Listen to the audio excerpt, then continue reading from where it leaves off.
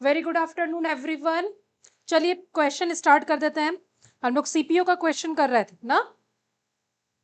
आवाज वगैरह क्लियर है, देख लीजिएगा।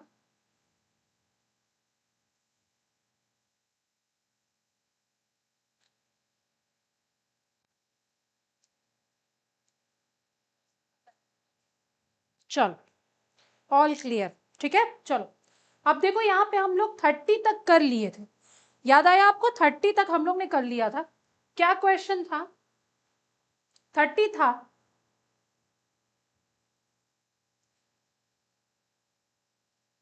ईडियम जो है सैक्रेड काउ। सैक्रेड काउ का मतलब क्या होता है? अब बेटा सैक्रेड का मतलब हम बोले थे पवित्र होता है। तो सैक्रेड मतलब क्या है? उसको इंटेरोगेट यानी उस पे वो प्रश्न उठा सकते हो? नहीं, हम प्रश्न नहीं उठा सकते। अनक्वेश्चनेबल होगा ना वो, क्योंकि हार्मफुल और हेटफुल तो हो नहीं सकता है। कोई भी चीज अगर सैक्रेड होगा, पवित्र होगा। सैक्रेड मतलब क्या हो गया? कोई भी चीज पवित्र है तो उस पे आप क्वेश्चंस नहीं उठा सकते हैं ना। तो यही होगा। ठीक है, चलो नेक्स्ट क्वेश्चन में आ जाते हैं। अपराइट एंटोनिम आपको बताना है। किसका? अपराइट का। ध्यान से देख लीजिए, ध्यान से देखिए।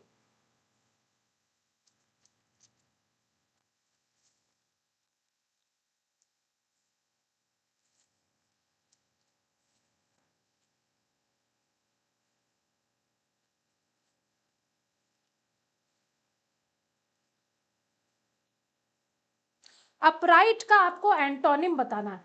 अब अपराइट का मतलब क्या होता है जरा देखिए और मुझे बताइए। अपराइट का मतलब क्या है? अब अपराइट का मतलब तो होता है कोई ऑनेस्ट हो। ठीक है, यानी ईमानदार। ठीक है। अब स्टाउट मतलब क्या होता है? स्टाउट मतलब होता है फैट, चबी।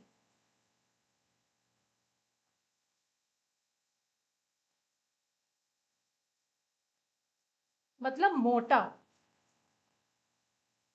इमोरल, ब्रेव और एथिकल।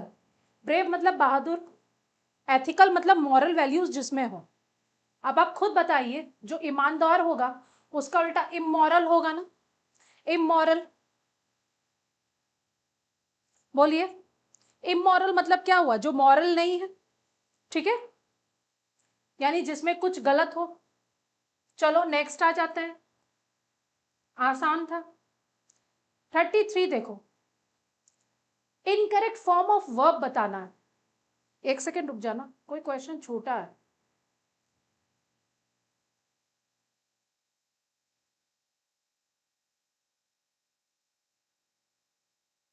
ये वाला छूट गया, 31 छूटा है। My strength is as the strength of 10 because my heart is pure.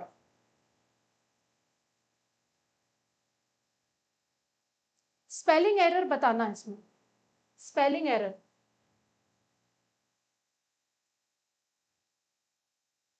तो इसमें बोला गया कहाँ स्पेलिंग एरर? बेटा ये वाला है ना, स्ट्रेंथ। STREGHT लिखा हुआ है, GTH होगा ना। स्पेलिंग एरर यहाँ था, ये क्वेश्चन छूट गया था आपका। 31 क्वेश्चन छूट गया था, वो मैंने बता दिया। बोलो। ठीक है, ये छूट गया था। स्पेलिंग पूछ रहा था। स्ट्रेंथ की स्पेलिंग क्या होती है? GTH होता है। GHT यहाँ पे दिया, क्या देख लो, GHT दिया हुआ है। तो 31 का 3 होगा। 32 का अपराइट का करवा दिए। 33 अब है। इसमें बताओ कौन सा इनकरेक्ट फॉर्म ऑफ वर्ब है? कौन सा फॉर्म ऑफ वर्ब इनकरेक्ट है? कौन सा गलत है? अब स्ट्रक सही होता है, स्ट्राइक सही होता है। V1 होता है स्ट्राइक। स्ट्राइक, स्ट्राइक मतलब क्या होता है? प्रहार करना। स्ट्राइक, स्ट्रक, स्ट्रक, तीनों होता है। हाँ, स्ट्राइकन भी हो सकता है। थर्ड फॉर्म स्ट्रक और स्ट्राइकन दोनों होता है, दोनों होता है। लेकिन ये कोई फॉर्म नहीं है स्ट्रकन। 4 वाला, 4 होगा। ठीक है, चलो।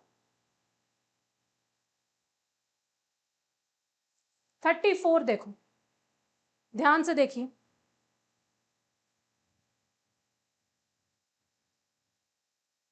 ध्यान से देखिए 34।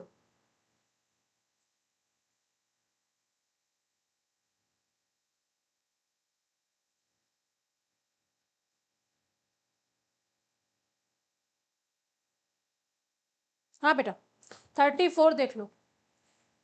The arrival of the spring bring an ebullient feeling as flower bloom and weather warms. Antonym बताना है आपको एम्ब्यूलियंट का, और आपके पास 4 ऑप्शंस है। एंटोनिम यानी उल्टा बताना है। एम्ब्यूलियंट मतलब होता है कोई बहुत एनर्जेटिक हो, एकदम फुल ऑफ एनर्जी, ठीक है ना, फुल ऑफ एनर्जी, एकदम लाइवली, ठीक है, एकदम हैप्पी चीयरफुल, ये सब हो सकता है। चलो अब बताओ तो क्या होगा।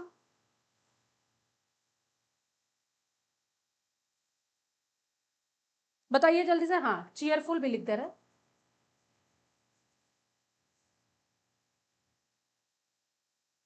तो क्या हो सकता है बोलो।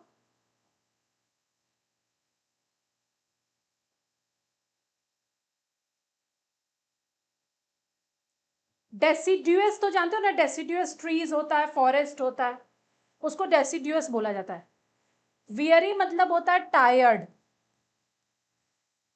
वेरी टायर्ड जिसको बोलता है वियरी बेटा, ठीक है। वियरी मतलब होता है वेरी टायर्ड, समझ में आया।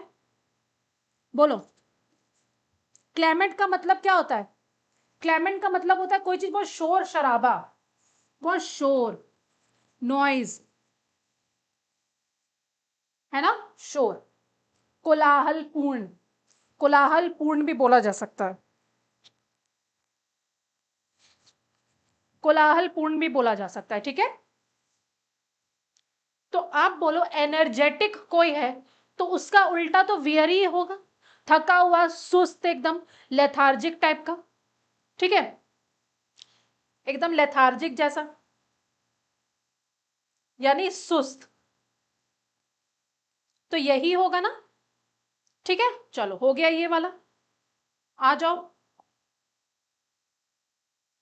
नेक्स्ट।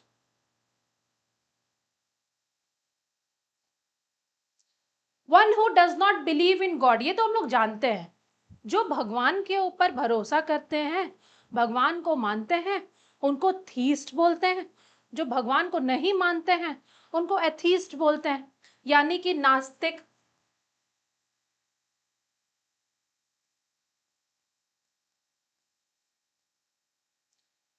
प्रीस्ट मतलब क्या हो गया, पादरी, पंडित जिसको बोला जा सकता है। कैथोलिक तो बेटा जो चर्चेज होते हैं कैथोलिक्स के, वो हो गया ना कैथोलिक, ठीक है, ग्रुप और सोसाइटी हो गया आपका। देख लो ध्यान से, कोई ऐसा नहीं है इसमें, कैथोलिक मतलब। और रेवरेंड मतलब रिस्पेक्टफुल होता है, शोइंग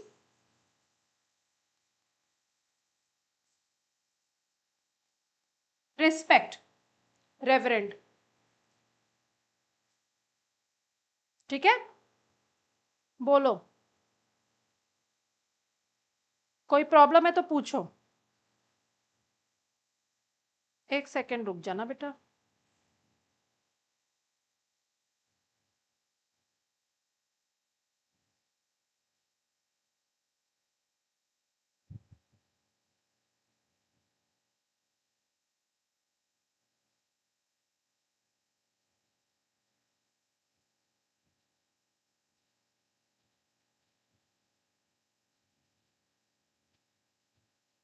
हो गया, चलो आ जाओ नेक्स्ट, आ जाते हैं।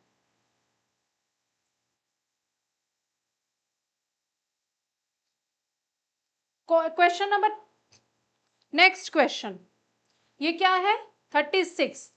टाइट का एंटोनिम बताना है। टाइट का देख लो ध्यान से, आप लोग देख लो ध्यान से, ये वाला एक किसी एग्जाम क्वेश्चन में करवाए थे क्या। देखो रेलिसियंट मतलब सॉरी रेसिलियंट मतलब होता है, रेसिलियंट मतलब फ्लेक्सिबल, फ्लेक्सिबल मतलब कोई भी चीज जो लचीला हो। कंफर्टेबल मतलब आप जानते ही हो क्या होता है कंफर्टेबल का मतलब। बेटा स्लैक मतलब होता है लूज, मतलब ढीला। और कॉर्डियल मतलब क्या होता है ना हमारे बीच में कॉर्डियल रिलेशनशिप, जिसको बोलते हैं वेरी वार्म। वार्म मतलब गर्म नहीं, बहुत अच्छा, ठीक है, उसको बोलेंगे, ठीक है, अच्छा। वार्म मतलब गलत, वार्म गर्म, वार्म एंड फ्रेंडली बोल दे रहे, चलो आगे फ्रेंडली लगा दे रहे। अब तो रिलेशनशिप की बात हो गई। वार्म एंड फ्रेंडली का मतलब बहुत कॉर्डियल रिलेशनशिप। तो अब खुद बताओ टाइट का उल्टा स्लैक यानी ढीलाई तो होगा, बोलो।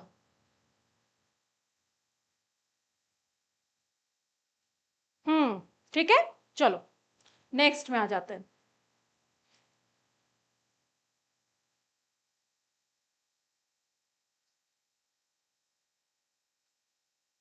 बाइंड, सिनोनिम्स बताना है बाइंड का। बाइंड का मतलब क्या होता है, सिनोनिम्स बताना है। What do you mean by bind, bind मतलब क्या होता है, पकड़ होता है ना, कोई चीज को बाइंड करके रखना। सिक्योर, अम्यूज मतलब तो एंटरटेन होता है। फ्लरिश मतलब फलना फूलना, ठीक है, फ्लरिश मतलब क्या होता है, फलना फूलना, ठीक है। डिसंगेज मतलब क्या होता है, इंगेज मतलब जुड़ना, डिसंगेज मतलब अलग होना, यानी क्या, अलग होना, अलग होना, ये ऐसे याद रखना। इंगेज डिसंगेज मतलब अलग हो गए, यानी डिटैच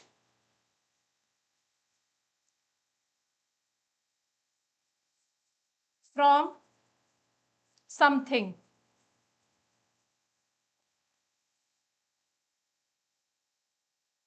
डिटैच फ्रॉम समथिंग, देख लो क्या होगा इसका, बाइंड का सिक्योर ही तो हो जाएगा। 37 का 1 देखो ध्यान से,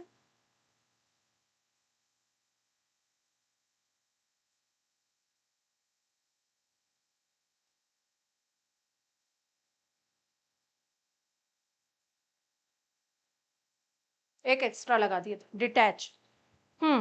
बताओ बेटा, क्लियर हो गया। कोई चीज को बाइंड करके रख रहे हो तो सिक्योर ही तो करके रख रहे हो। चलो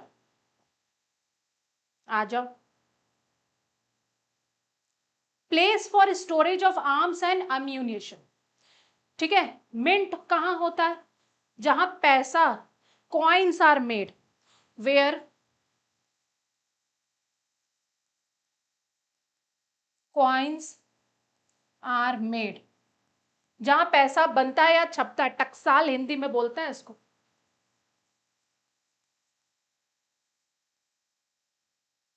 ठीक है, आंसर इसका बेटा क्या होगा, आंसर होगा आर्सेनल। मोनेस्ट्री मतलब जानते हो, देखते हो, मोनेस्ट्री क्या होता है, जहां मॉन्क्स और नन्स रहते हैं ना,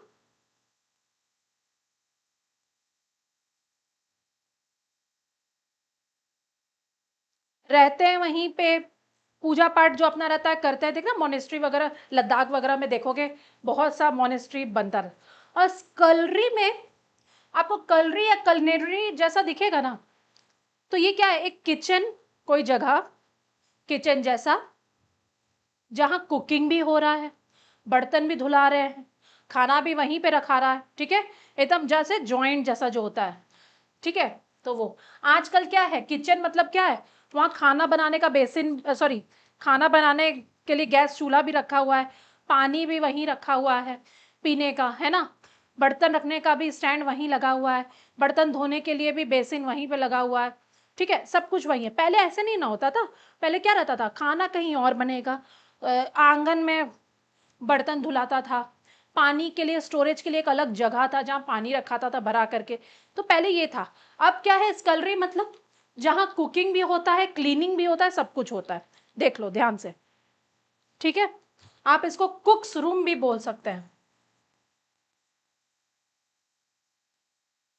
क्लियर, ठीक है, चलो।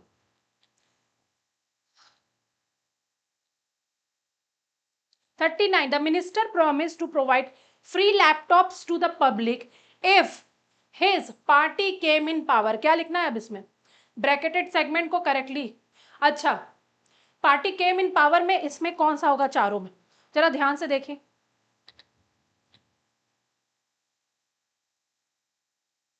ध्यान से देखो, केम इन पावर का मतलब क्या निकल के आएगा? लूजेस द इलेक्शन नहीं, लॉसेस द इलेक्शन नहीं, losses the election, loses the election, party forms, हाँ यही तो होगा। मतलब जब गवर्नमेंट फॉर्म कर लेगी, बिकम अ पार्टी नहीं, मतलब फ्री लैपटॉप मिलेगा जब क्या होगा, पार्टी गवर्नमेंट में आ जाएगी, वो गवर्नमेंट बना लेगी। बोलते हैं ना हमारे जो ये होते हैं नेता वगैरह रहते हैं, उनके जो वादे रहते हैं बड़े बड़े, हम लोग बोलते हैं ना, we should take their talks with pinch of salt, या ग्रेन ऑफ सॉल्ट बोला जाता है, ये भी इडियम से, मतलब बातों को ज्यादा सीरियसली ना लेना। हम बोलते हैं, वो क्या वादा करते हैं, एक बार हम हमें गवर्नमेंट में आने दीजिए, हम घर घर में पानी पहुंचा देंगे, और बारिश के बाद क्या होता है, हर घर में पानी घुस जाता है। वो अपना वादा कहीं ना कभी कहीं वो निभाते हैं, घर घर में पानी आ जाता है। एक स्टूडेंट बोल रहा है, मैम पीने के लिए पानी मांगे थे, तैरने के लिए थोड़ी, हमने तुम थोड़ा मांगे वो बहुत दे दिए, अब तैरो या पियो जो भी करो। चलो, Amar was left in a difficult, बेटा डिफिकल्ट समझ में आ रहा है ना, DIFF situation by his business partner. अब ये चार यहाँ पे इडियम्स दिए हुए हैं, high and dry, hard and fast, head and shoulder above, और हार्ट एंड सोल। अब इसमें बताना है आपको कि क्या होगा इसका मीनिंग, कौन सा सही होगा, डिफिकल्ट सिचुएशन के लिए क्या होगा। हार्ड एंड फास्ट का मतलब होता है कॉम्प्लिकेटेड, ठीक है। हेड एंड शोल्डर्स का मतलब शैम्पू नहीं होता है, हेड एंड शोल्डर्स का मतलब क्या होता है, अबव ऑल। देखो तुम्हारा हेड और शोल्डर पूरे बॉडी पार्ट्स में सबसे ऊपर है ना, तो हेड एंड शोल्डर का मतलब सबसे ऊपर या सबसे अच्छा। देख लो ध्यान से, ठीक है, लिख दे, much better than others. Heart and soul का मतलब क्या हो गया, एकदम मन से, पूरा जी जान लगा करके, ठीक है, पूरे मन से, ठीक है ना। I will study with heart and soul, I will help you with heart and soul, यानी पूरे जी जान से, पूरा मन लगा करके। तो हाई एंड ड्राई का मतलब होता है डिफिकल्ट सिचुएशन बेटा, ये 40 का 1 हो जाएगा, देख लो ध्यान से।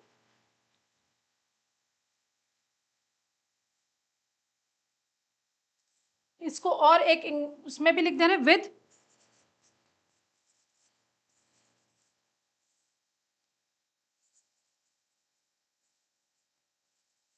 एंथुसियाज्म एंड डेडिकेशन,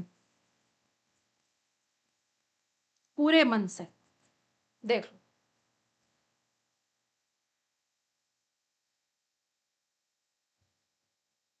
आ गया समझ में? चलो नेक्स्ट आ जाते हैं।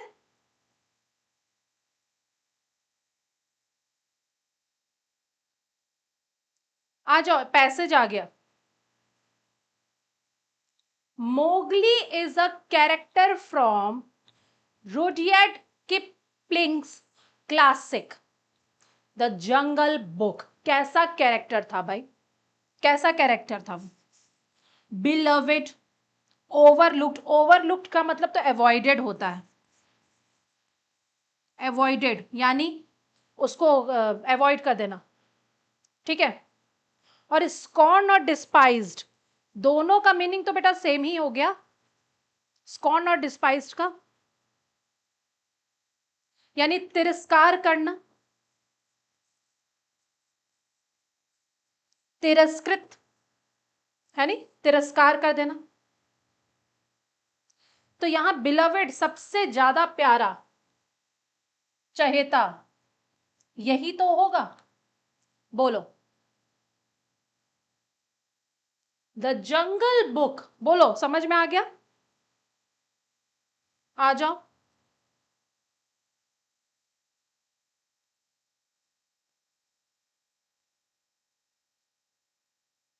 नेक्स्ट में 42 देखो, अब आ गया option. Mowgli dash thrilling adventure. Mowgli क्या? एग्जैजुरेट, एन्यूशिएट, एक्सकेवेट और एक्सपीरियंसेस। एग्जैजुरेट मतलब होता है कोई चीज को बहुत बढ़ा चढ़ा के करना। एक्सकेवेट का मतलब निकालना। एक्सपीरियंस करेगा ना, यही तो होगा। Mowgli experience.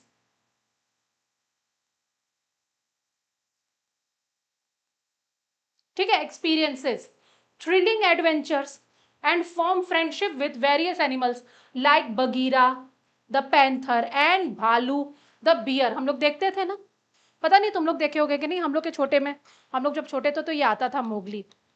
ठीक है, हम लोग देखते थे।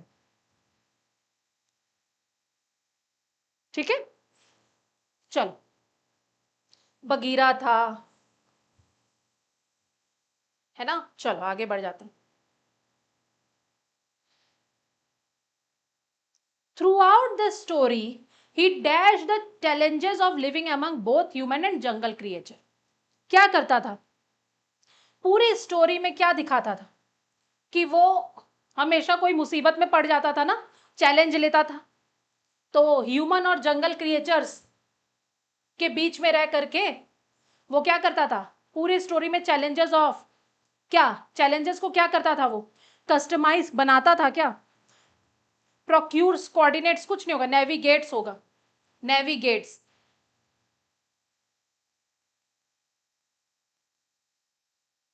यानी पूरी स्टोरी में वो नेविगेट करता था चैलेंजेस। ठीक है, उसको क्या मिलता था ना? Living among both human and jungle creature, all while learning essential life lessons. ठीक है, कैसे रहना है जंगल में, उस चीज को वो खोजते रहता था, समझता था ये करना है क्या नहीं करना है, ये सब समझ, उसमें मुसीबत में भी पड़ते रहता था। ठीक है, चलो next. The jungle book continues to dash readers. Jungle book जो है, जो उनको, जो उस बुक उसको जो पढ़ते थे, रीडर्स को, अपने रीडर्स को क्या करके रखता था? रजिस्टर करता था, कैप्टिवेट करता था, मैग्नीफाई करता था, मैनिपुलेट करता था। मैनिपुलेट क्यों करेगा? मैनिपुलेट करना मतलब अपने तरफ कर लेना, अजीब मतलब कि उसके दिमाग को बदल देना, मैनिपुलेट कर देता ना हम लोग किसी को। मैग्नीफाई, मैग्नीफाई मतलब ध्यान, कैप्टिवेट कर देगा ना, यानी बांध के रखता था। कैप्टिवेट का क्या मतलब? इंगेज। कैप्टिवेट का मतलब क्या होता है? इंगेज होता है। ठीक है, देखो ध्यान से, बांध के रखना, इंगेज करके रखना। अट्रैक्ट भी बोल सकते हो, होल्ड भी बोल सकते हो। ठीक है, तो यहां कैप्टिवेट लिख दे रहा है।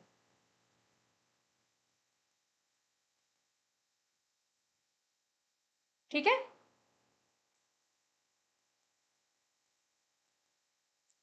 Of all ages with his sport, with his क्या?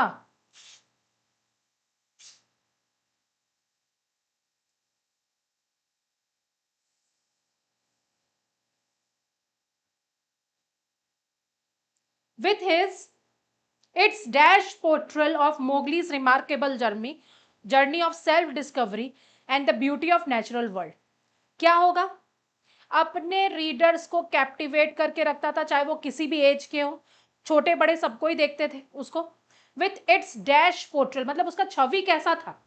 सरप्राइजिंग था, एबनॉर्मल था, ऑर्डिनरी मतलब आम हो गया, आम मतलब नॉर्मल। ठीक है, एबनॉर्मल, सरप्राइजिंग के इंचेंटिंग, इंचेंटिंग बेटा मतलब होता है मंत्र मुग्ध करना, एकदम मंत्र मुग्ध कर देना।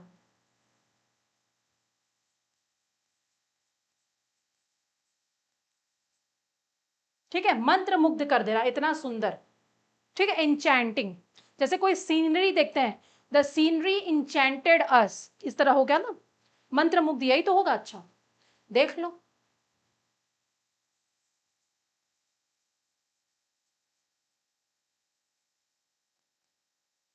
ध्यान से देख लो, सारा मीनिंग मिल गया, एक बार ध्यान से पढ़ लो।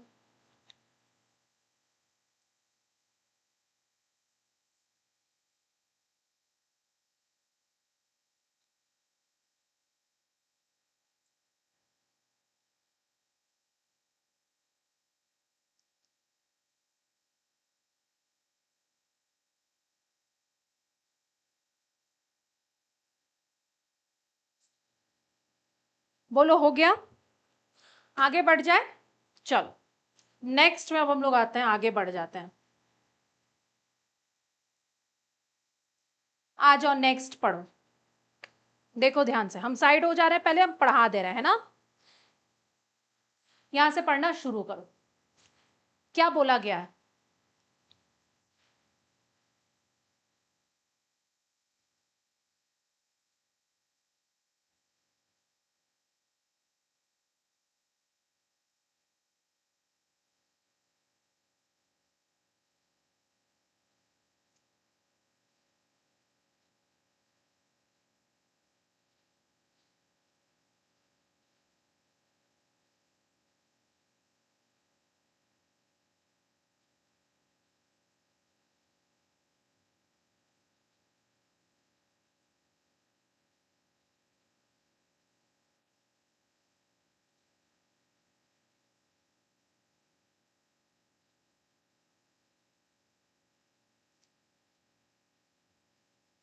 सही है ना बेटा, ये नंबरिंग सही है ना? हाँ पहले ये होगा, पहला तो यही होगा। हाँ चलो।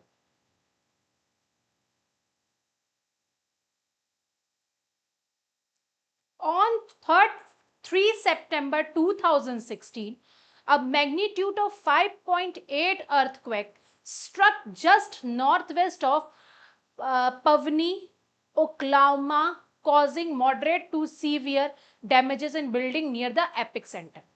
यानी बोला गया है 3 सितंबर 2016 को 5.8 का अर्थक्वेक आया था, जो नॉर्थ वेस्ट ऑफ पर्नी ओक्लाहोमा को क्या किया था, थोड़ा सा डैमेज हुआ है वहां पे। कैसा?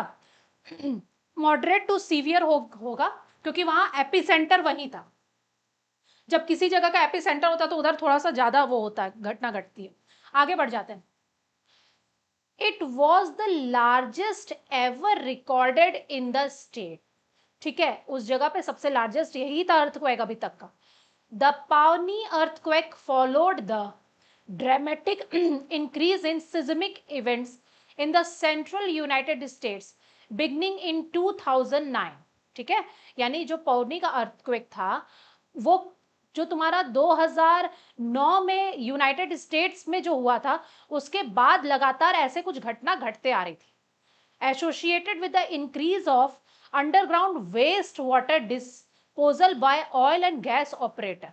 जैसा ऐसा लग रहा था, जो कि हम लोग गैस और ऑयल वगैरह को क्या करते हैं, निकालते हैं ना खदान से या अंडर वाटर से, उसके कारण ऐसा लग रहा था कि कुछ डिस्टरबेंस हो गया है स्ट्रक्चर पे, अर्थ के सतह पे, और उसके कारण कुछ ऐसा ऐसा घटना घट रहा है। ठीक है, this and other event in area raised public concern and led government agencies to shut down injection wells and establish new regulation regarding waste water injections. ठीक है, इसीलिए बोला गया कि गवर्नमेंट एजेंसीज ने क्या किया, वो जो इंजेक्शंस होते हैं तुम्हारा वेल्स के लिए, उसके लिए कुछ न्यू रेगुलेशंस लाया गया। While human caused earthquakes have been documented for more than a century, क्योंकि ह्यूमन के कारण भी अर्थक्वेक आते हैं, यानी हमें जो ये अर्थक्वेक जो होता है ना, वो नेचुरल तो होता ही है, लेकिन ह्यूमन बीइंग कुछ ऐसी हरकतें करते हैं, छेड़छाड़ प्रकृति के साथ करते हैं, जिसके कारण भी ऐसी घटनाएं घटती रहती हैं। क्या होता है वो? ठीक है, अब देखो, जैसे their increasing numbers reported worldwide has drawn much scientific, social and political attention. Such earthquakes are related to industrial activities, क्या एक्टिविटी हम लोग कर रहे हैं जिससे अर्थक्वेक आ रहा है? यहाँ पे लिखा है industrial activity such as mining, construction of water dams, injection of liquid such as waste water and carbon dioxide, inject कर रहे हैं धरती के अंदर, and extraction associated with oil and gas exploitation. ठीक है, धरती के अंदर से चीजों को निकालना, गंदी चीजों को धरती के अंदर इंजेक्ट कर देना, ठीक है, माइनिंग करना, खोदना, ये सब डेंजरस है।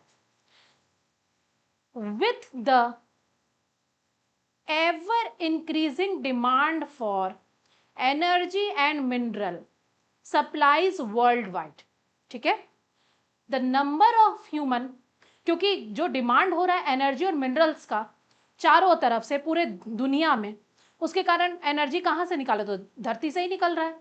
The number of human caused earthquake is expected to rise in the upcoming years, इसीलिए आने वाले साल में ऐसा हो सकता है कि हमें और भी ऐसी घटनाएं देखने को मिले, क्योंकि भाई एनर्जी का डिमांड तो बहुत ज्यादा है। Some of the largest and more destructive earthquakes of the past few years have been related to man-made activities. इधर कुछ सालों में जितने बड़े बड़े अर्थक्वेक आपको नजर आ रहे हैं वो अर्थक्वेक मैन मेड एक्टिविटीज के कारण ज्यादा हो रहे हैं। Such as 2000, in 2008 the magnitude of 7.9 Wenchuan China earthquake and 2015 7.8, ये तो नेपाल वाला जो अर्थक्वेक था जिसमें इंडिया में भी प्रभाव पड़ा था, बिहार में सबसे ज्यादा हुआ था। In most cases industrial activity do not induce earthquakes but this become problematic, मतलब इंडस्ट्रियल एक्टिविटी के कारण अर्थक्वेक नहीं होते हैं लेकिन ये प्रॉब्लमेटिक होते हैं, कुछ ऐसी एक्टिविटीज होती है, कुछ फॉल्ट्स तो होते हैं, ठीक है, इवन स्मॉल स्ट्रेसेस। ठीक है, ध्यान से देख लिया आपने? बोलो एक बार फिर से देख लीजिए।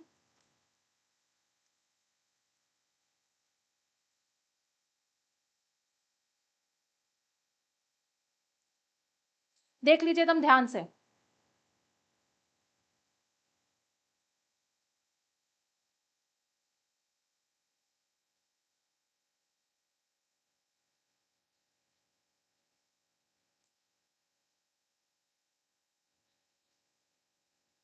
हो गया बेटा? अब देखो क्वेश्चन क्या है। Select the most suitable word for the passage which means create. Create का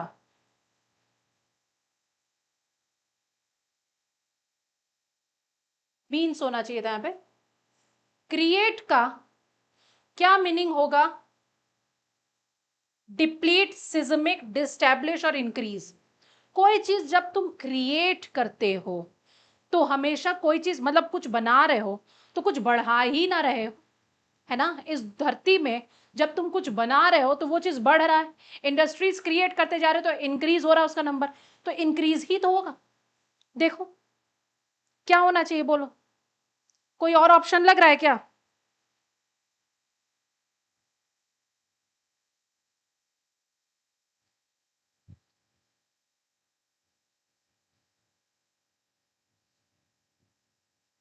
हम्म, कोई और ऑप्शन लग रहा है? सिज्मिक तो हो नहीं सकता है, रिलेटेड टू अर्थक्वेक होता है।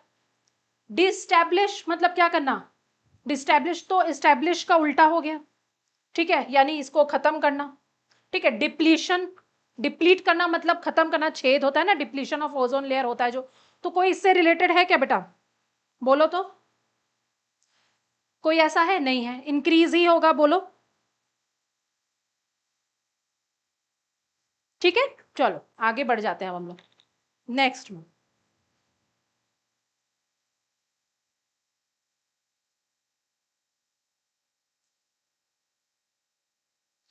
विच what is the tone of the speaker? ये स्पीकर का टोन क्या है? देखो, डॉगमेटिक, सॉरी डॉगमेटिक, अपोलोजेटिक, कोई माफी मांग रहा है क्या? ये तो है ही नहीं।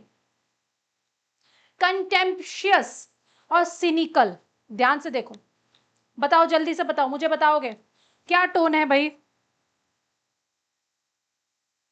क्या टोन लग रहा है?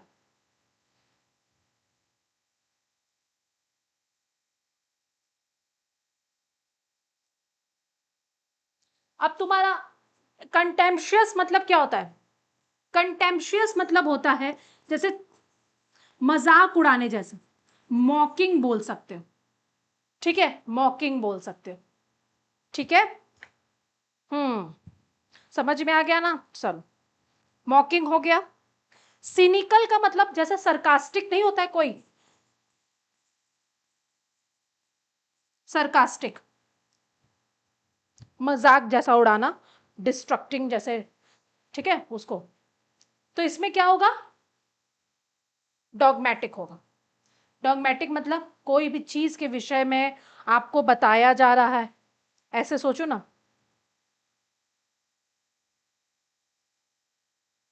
है ना। मतलब जैसे कोई भी चीज के बारे में जिसमें हम बता रहे हैं, उसमें हम पूर्ण विश्वास कर रहे हैं, कोई तर्क वितर्क हो रहा है ना, इसमें हम अपना नॉलेज बता रहे हैं, ऐसा हो रहा है वैसा हो रहा है, तो इसको बोलते हैं डॉगमेटिक। यही होगा, क्योंकि मजाक तो उड़ाया नहीं जा रहा है। कंटेम्पशियस, कोई सरकास्टिक तो हो नहीं रहा है कि व्यंग से हम कुछ बोल रहे हैं, कोई माफी तो हम मांग नहीं रहे, तो वही बच गया ना। चल, human caused earthquake, earthquake are related to dash. बहुत इजी है, बताओ।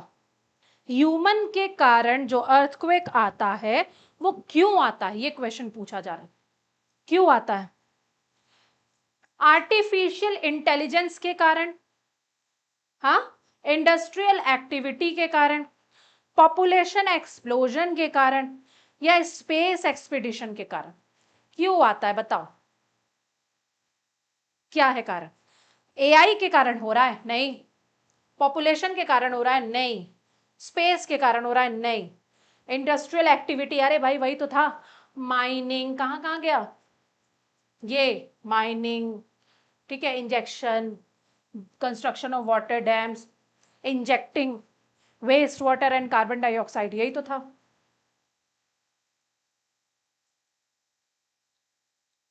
Identify the most suitable title for the passage. क्या हो सकता है? How safe we are on the earth. अच्छा, मैन वर्सेस मैन, नहीं, ये तो है ही नहीं, ये भी नहीं है।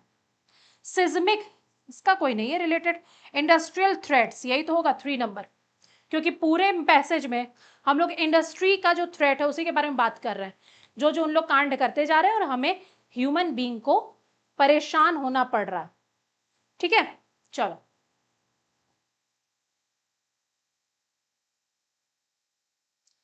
नेक्स्ट देखो, why does the passage observe that more human caused earthquakes are expected? क्यों ऐसा बोला जा रहा है कि आगे भी अर्थक्वेक जो है वो आएगा? क्यों ऐसा बोला जा रहा है? It is due to greenhouse effect. It is due to demand for energy and minerals. It is due to fragility of the earth. It is due to over soil erosion. बहुत आसान है ये भी, जरा बताइए मुझे।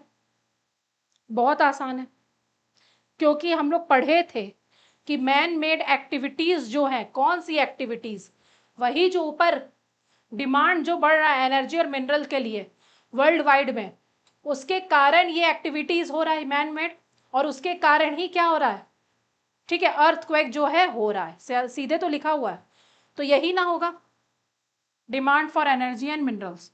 3 नंबर, ग्रीन हाउस इफेक्ट के कारण नहीं। फ्रेजिलिटी ऑफ द अर्थ मतलब अर्थ में कुछ कारण है, कुछ कमी है जो संभाल नहीं पा रहा है, बिल्कुल भी नहीं।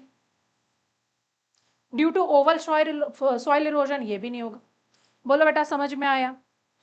बताओ।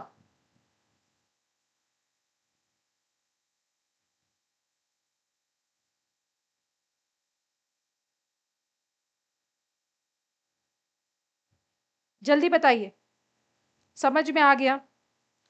ठीक है, तो आज हम लोग ने क्या किया? आज हम लोग ने ये पैसेज को कर लिया ना, हाँ, कंप्लीट कर लिया। इस तरह के क्वेश्चंस आपके रहते हैं, यानी 5 क्वेश्चन फिक्स्ड रहेगा, कॉम्प्रिहेंशन पूरा अच्छे से पढ़ो, समझो और 5 क्वेश्चन का आंसर दो।